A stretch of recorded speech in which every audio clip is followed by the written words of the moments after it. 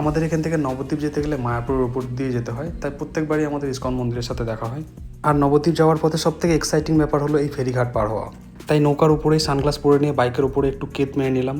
এই রোদের মাঝখানে এত ছবি আর ভিডিও তুলেছি, ফোনও বলছে ভাই এবার আমাকে ছেড়ে দে, আর টিপাটিপি করিস না, আমি গরম হয়ে যাচ্ছি। যাই হোক, এবার নামতে হবে। ওই যে দূরে দেখা যাচ্ছে নবদ্বীপ ঘাট।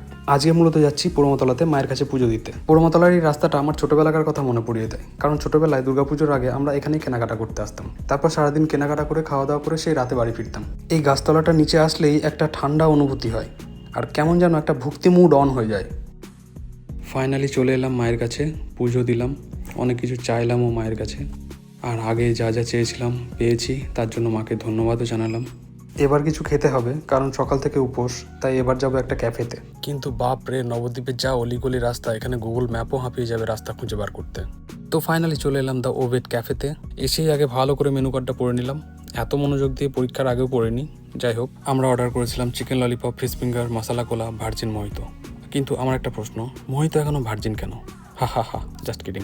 ইনফরমেশনের জন্য বলে দিই, দ্য ওভেট ক্যাফে নবদ্বীপ হিন্দু স্কুলের একদম সামনেই। আমার মনে হয় এখানটা প্রেমিক প্রেমিকাদের জন্য সময় কাটানোর বেস্ট জায়গা। তবে হ্যাঁ, বেশি আশা করো না, কারণ চারিদিকে ক্যামেরা লাগানো। ক্যাফের ভেতরটা বেশ পরিষ্কার পরিচ্ছন্ন, আর ওয়াল আর্ট নিয়ে তো কথাই হবে না। জাস্ট ওয়াও, বহুতে বাড়িয়া। একটু অপেক্ষা করতেই চলে আসলো আমাদের খাবার। খাবারগুলো দেখতে যেমন সুন্দর ছিল, খেতেও তেমনই সুন্দর। আর ফিশ ফিঙ্গারটা তো লাজবাব। ওকে, এবার বাড়ি ফেরার পালা। Tata, love you.